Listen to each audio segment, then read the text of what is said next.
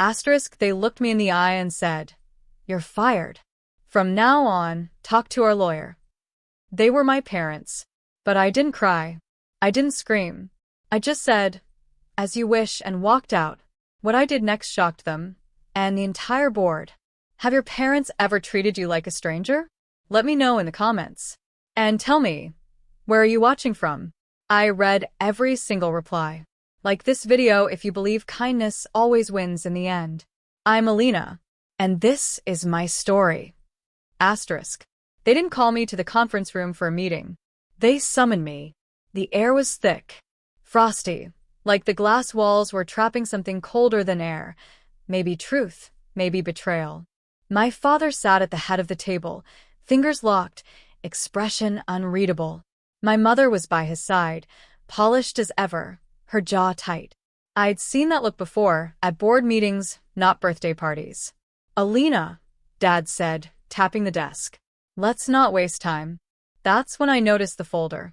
Legal documents. Signed. Lined. Stamped. "We're letting you go," he said flatly.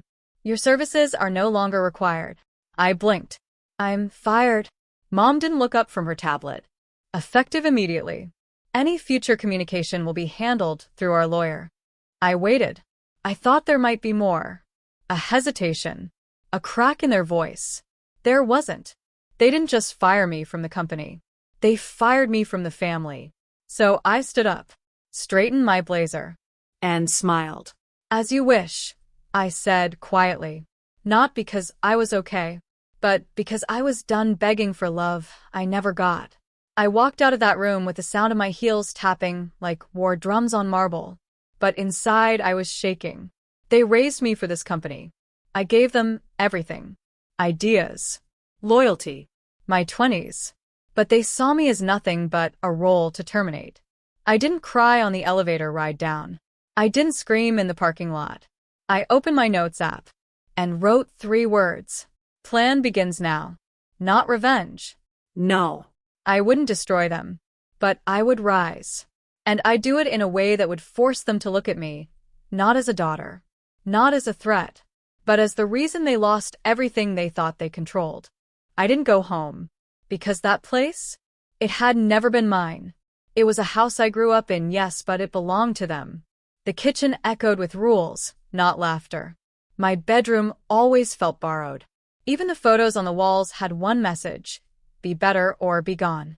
So I took a taxi to the only place I could think of. A cafe on 7th and Ashwood. Small. Quiet. I'd worked there part-time in college, back when I thought one day I'd earn their approval. That dream was now ash in my mouth. I ordered coffee. No milk. No sugar. Just heat. Something real. I sat in the farthest booth, opened my laptop, and stared. My reflection blinked back at me in the black screen. Mascara smudged under one eye.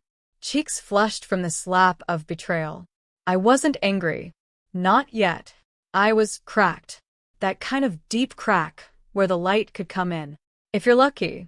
But all I had right then were questions. Why now? Why this way?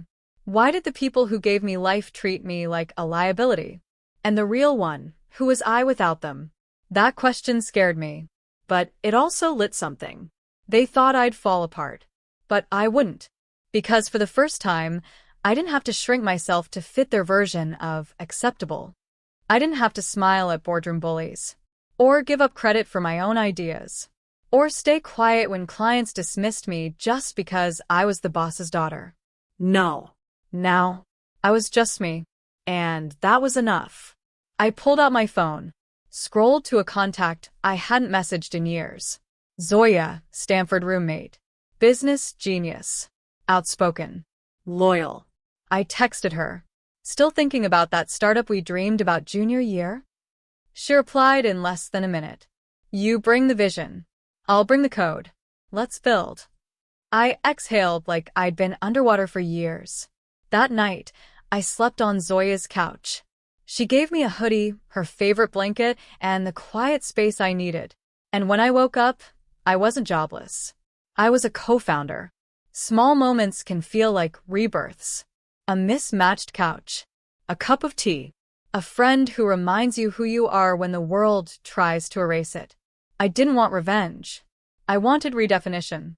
And that journey had just begun. I didn't post anything on social media. No dramatic life update. No cryptic quotes. No calling them out. They didn't deserve the power of my words. Instead, I disappeared, quietly, into Zoya's spare room with a mattress on the floor, a chipped desk, and a window that let in the morning sun just right. We didn't waste time. By the end of that week, our whiteboard was full. Scribbled arrows, flowcharts, sticky notes, dreams and diagrams. We weren't just launching a business. We were launching a shift.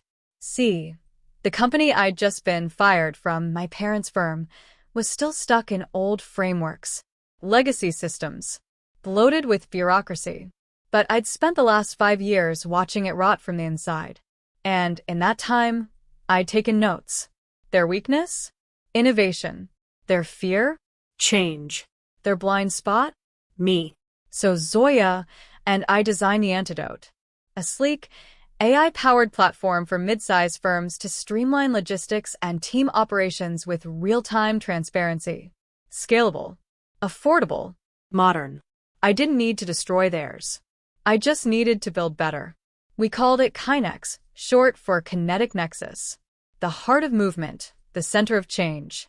We pitched. We stumbled. We learned. Our first investor? A woman named Marlene who ran a logistics company in Seattle and had been ghosted by my father's firm after they promised her a solution and never followed up. They made me feel like a nuisance, she told us in the pitch meeting, arms crossed. You made me feel heard in 5 minutes. She cut us our first check. $50,000. Zoya cried. I didn't. I just stared at the check and whispered, "This is the beginning." We hired our first 2 engineers, worked 18-hour days, barely slept, ate too much takeout, coded like mad. But something bigger was happening inside me. For the first time in my life, I wasn't chasing approval. I was chasing impact. And at night, when the world went quiet and doubt tried to creep in, I'd remember my parents' faces, calm, cold, legal. Any communication will be handled through our lawyer. That voice used to haunt me. Now it pushed me. And then something unexpected happened. A journalist from a startup newsletter reached out. She'd heard whispers about a stealth mode company shaking things up in the logistics tech world. 2 female founders, both under 30, one of them allegedly exiled from a corporate family dynasty. I told her everything. No bitterness. Just truth. The article dropped 3 days later. The dismissed daughter who's quietly building what her parents feared. It went viral in under 6 hours. Our inbox exploded. Angel investors, clients, curious CEOs. Even my old mentor from the firm, the only one who ever treated me like a human being, sent a simple message. Proud of you. They have no idea what they lost. And then, I got the email. From their lawyer. We request a meeting regarding certain brand similarities and potential conflict of interest with your platform. I stared at it for a long time. They were scared. Finally. But I didn't feel giddy. I didn't feel cruel. I felt ready. Not to fight. Not to punish. But to lead. Because winning wasn't about revenge. It was about becoming someone so strong. You don't need to prove anything to anyone. I didn't reply to their lawyer's email right away. I let it sit. Unread, but not ignored. Not because I was petty. Because I wanted them to feel the silence. The same silence I felt that day when my mother didn't even look up as they severed me from their world. Let them wait. Zoya and I were in our 2nd month of soft beta testing, and Kinex was already being trialed by 3 mid-sized companies that had previously been clients of my parents' firm. Not by design. By demand. They stopped listening years ago. One of the CEOs told me, You've been listening all along. I just didn't know it was you behind the curtain." That afternoon, I wore my hair up sharp, clean. No more loose curls to soften my appearance like Mom used to suggest before big meetings. I wore a navy suit with a high collar. No jewelry. Just confidence. Zoya met me at the cafe for backup, just in case the meeting went sideways. The lawyer arrived first. Polished. Quietly smug. He slid a folder across the table. They'd prefer to speak in person. Tomorrow, 10 a.m. Your old office. My stomach twisted for a moment, then settled. Okay, I said. I'll come. Zoya looked at me after he left. Are you sure you're ready? I'm not sure, I said, honest. But I am done hiding. The next morning, I walked into the lion's den. Same building. Same marble floors. Same security guard at the desk who looked surprised to see me. But I didn't feel small this time. I felt like the storm they weren't prepared for. I stepped into the glass-walled conference room. There they were. My father. My mother. Both dressed like always, impeccably, as if they were preparing for a magazine shoot, not a reckoning. Dad stood. Alina. Mr. and Mrs. Vance, I replied coolly. The shift in tone didn't go unnoticed. My mother's jaw ticked. Dad sat back down. They tried to talk legal about branding, market overlap, possible confusion with clients. I let them talk. I didn't interrupt. And when they were done, I pulled out my folder. No lawyers. Just numbers. I slid it across the table. Growth stats. Funding reports. Contracts signed. NDA-compliant performance metrics. One sheet even had a heat map of Kinex user activity across North America.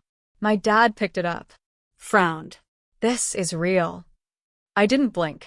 You fired me. I had time. My mom's voice cracked for the first time. Alina, we didn't think. No. I cut in. Calm. Not cruel. You didn't think. That's the issue. There was a long pause. Then I added, and for the record, Kinex is trademarked. Your brand is safe. You're just not relevant to these clients anymore. The silence was louder than their firing ever was. Then came the line I never thought I'd hear. My father cleared his throat, looked at me, not as his child, not as an employee, but as something he never prepared for. Would you be open to consulting for the firm? Zoya's voice echoed in my mind. You're not going there for closure. You're going there for clarity. I stood up, gently pushed the chair back, picked up my folder. No, Dad, I said softly, but I might be open to acquisition. My mother gasped. Excuse me? I looked at both of them. You see, I said, voice steady. I'm not here to punish you. I'm here because I made something good, something real, and I don't want it tangled in the mess you left behind. My father leaned back slowly, processing every word. My mother looked like she'd swallowed glass. I wish you well, I added, but I've outgrown this table. And with that, I walked out. Again, only this time, I didn't walk away empty. I walked away whole. Because this time, the room didn't define me. I defined the room. I didn't cry after walking out of that office. Not in the elevator. Not in the parking lot. Not even back at Zoya's apartment. Because something had shifted permanently inside me. I'd walked into the room as their former employee, their discarded daughter. And I walked out as the woman they now had to negotiate with. Not because I demanded it. Because I became it. But I didn't let that moment define the ending. There was still more. Within 2 weeks of that meeting, our Series A round closed. For $0.2 million in funding. Led by a firm that used to work with my parents, until they'd passed over the firm's stagnant strategies for our tech. That same day, our app went live. Kinex launched. We had thousands of signups in the first 24 hours. 3 major publications featured our story. And then came something I hadn't expected. A message from my mother. Just a text. 5 words. Can we talk? Just us. For 10 minutes, I stared at it. Zoya walked in, saw my face, and simply asked, "What are you going to do?" And I realized something in that moment. Success hadn't made me cold. It hadn't turned me hard or cruel. It made me aware of who I was, what I wanted, and what I no longer needed approval for. I replied, "I'll meet you. One time. But no drama. No business talk." We met at a garden cafe, far from the city. She wore beige like always, but her lipstick was faded, and her eyes had something I hadn't seen in years. Humanity. I wanted to say, I was wrong, she said, voice low. Not just about the company, about how we treated you. I didn't interrupt. She sighed. Your father saw the numbers.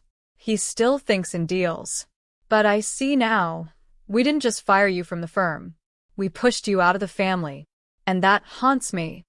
I sipped my tea, watched the wind move the petals around us, then said the one thing I never thought I would. I forgive you. But forgiveness doesn't mean return. I've built a new world now.